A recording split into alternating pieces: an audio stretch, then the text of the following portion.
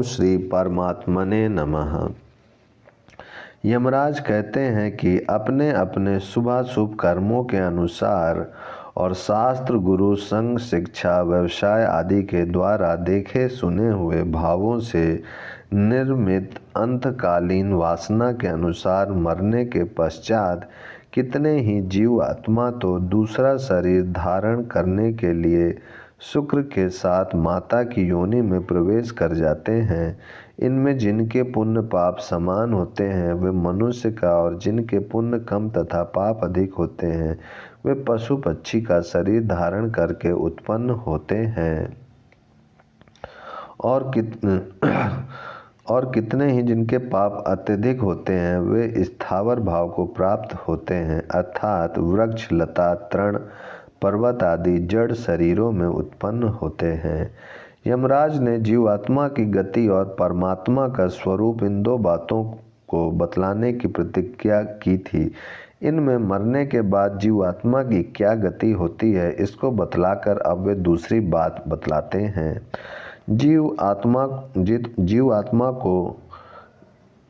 जीवात्माओं के कर्म अनुसार उनके लिए नाना प्रकार के भोगों का निर्माण करने वाला तथा उनकी यथा योग व्यवस्था करने वाला जो यह परम पुरुष परमेश्वर समस्त जीवों के सो जाने पर अर्थात प्रलय काल में सबका ज्ञान लुप्त हो जाने पर भी अपनी महिमा में नित्य जागता रहता है, जो स्वयं ज्ञान स्वरूप है, जिसका ज्ञान सदैव एक रस रहता है, कभी अधिक न्यून या लुप्त नहीं होता, वही परम विशुद्ध दिव्य तत्व है, वही पर ब्रह्म है। उसी को ज्ञानी महापुरुषों के द्वारा प्राप्त परम अमृत स्वरूप परमानंद कहा जाता है। ये संपूर्ण लोक उसी के आश्रित हैं, उसे कोई भी नहीं लांघ सकता, कोई भी उसके नियमों का अतिक्रमण नहीं कर सकता। सभी सदा सर्वदा एकमात्र उसी के शासन में रहने वाले और उसी के अधीन हैं।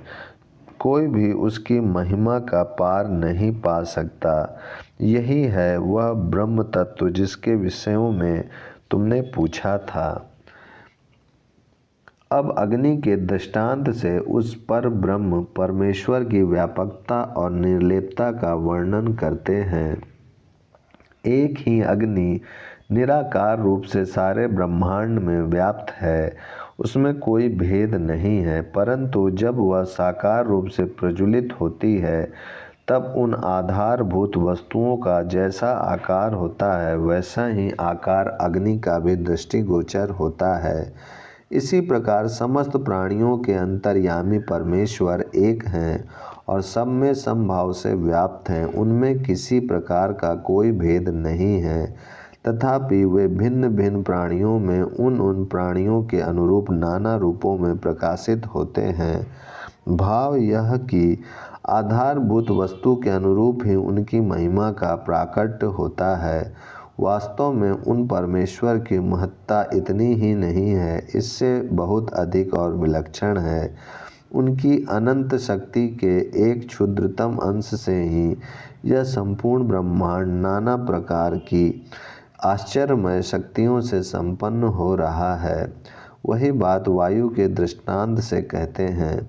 एक ही वायु अव्यक्त रूप से संपूर्ण ब्रह्मांड में व्याप्त है, तथापि व्यक्त में भिन्न भिन्न वस्तुओं के संयोग से उन वस्तुओं के अनुरूप गति और शक्ति वाला दिखलाई देता है। उसी प्रकार समस्त प्राणियों का अंतर्यामी परमेश्वर एक होते हुए भी उन प्राणियों के संबंध से पृथक पृथक शक्ति और गति वाला दिखता है, किंतु वह उतना ही नहीं है, उन सब के बाहर भी अनंत, असीम एवं विलक्षण रूप से स्थित है। नवम मंत्र की व्याख्या के अनुसार इसे भी समझ लेना चाहिए कि इस मंत्र में सूर्य के दृष्टांत से परमात्मा की निर्लेपता दिखलाते हैं। एक ही सूर्य संपूर्ण ब्रह्मांडों को प्रकाशित करता है। उसका प्रकाश प्राणी मात्र की आँखों का सहायक है। उस प्रकाश की ही सहायता लेकर लोग नाना प्रकार के गुण दोष में कर्म करते हैं, परंतु सूर्य उनके नेत्रों द्वारा किए जाने वाले नाना प्रकार के बाह्य कर्म रूप दोषों से तनिक भी लिप्त नहीं होता। इसी प्रकार सबके अंतर्यामी भगवान पर ब्रह्म पुरुषोत्तम एक हैं। उन्हीं की शक्ति से शक्ति युक्त होकर मन बुद्धि और इंद्रियों द्वारा मनुष्य नाना प्रकार के शुभाशुभ कर्म करते हैं तथा उनका फल रूप सुख दुख आदि भोगते हैं, परंतु वे परमेश्वर उनके कर्म और दुखों से लिप्त नहीं होते, क्योंकि वे सब में रहते हुए भी सबसे पृथक और सर्वथा असंग हैं। जो परमात्मा सदा सबके अंतर्यामी रूप से स्थित हैं, जो अद्वितीय हैं और संपूर्ण जगत में देव मनुष्य आदि सभी को सदा अपने वश में रखते हैं, वे ही सर्वशक्तिमान सर्वभवन समर्थ परमेश्वर अपने एक ही रूप को अपनी लीला से बहुत प्रकार का बना लेते हैं। उन परमात्मा को जो ज्ञानी महापुरुष निरंतर अपने अंदर स्थित देखते हैं, उन्हीं को सदा स्थिर रहने वाला सनातन परम आनंद मिलता है, दूसरों को नहीं। जो समस्त नित्य चेतन आत्माओं के भी नित्य चेतन आत्मा हैं और जो स्वयं एक होते हुए ही अनंत जीवों के भोगों का उनके कर्म अनुसार निर्माण करते हैं, उन सर्वशक्तिमान पर ब्रह्म पुरुषोत्तम को जो ज्ञानी महापुरुष अपने अंदर स्थित देखते हैं, उन्हीं को सदा स्थिर रहने वाली सनातनी परम शांति मिलती है, दूसरों को नहीं। जिज्ञासु नचिकेता इस प्रकार इस ब्रह्म प्राप्ति के आनंद और शांति की महिमा सुनकर मन ही मन विचार करने लगा। जो आकाश काल आदि नित्य के नाम से प्रसिद्ध पदार्थों को नित्यत्व प्रदान करने वाला परम नित्य है और जो ब्रह्म आदि चेतनाओं को भी चेतनत्व प्रदान करने वाला चेतन है, जो अकेला ही अनेकों की कामनाएं पूर्ण करता है, अपनी बुद्धि में स्थित उस आत्मा को जो विवेकशील पुरुष देखते हैं, उन्हीं को नित्य शांति प्राप्त होती है, दूसरे को नहीं। उस सनातन परम आनंद और परम शांति को प्राप्त ज्ञानी महात्मा जन ऐसा मानते हैं कि पर ब्रह्म पुरुषोत्तम ही वह अलौकिक सर्वोपरि आनंद है, जिसका निर्देश मन वाणी से नहीं किया जा सकता। उस परम आनंद स्वरूप परमेश्वर को मैं अपरोक्ष रूप से किस प्रकार जानूं?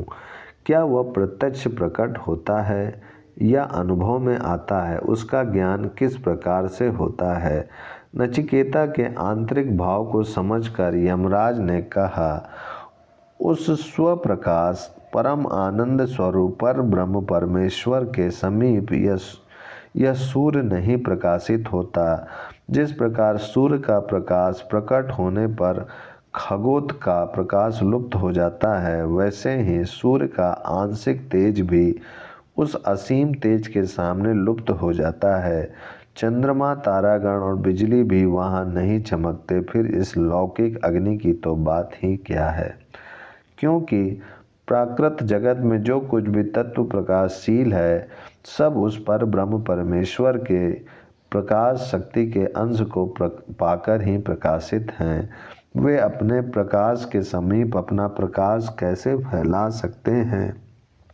सारांश यह कि यह संपूर्ण जगत उस जगत आत्मा पुरुषोत्तम के प्रकाश से अथवा उस प्रकाश के एक क्षुद्रतम अंश से प्रकाशित हो रहा है। द्वितीय वल्ली समाप्त। ओम शांति शांति शांति।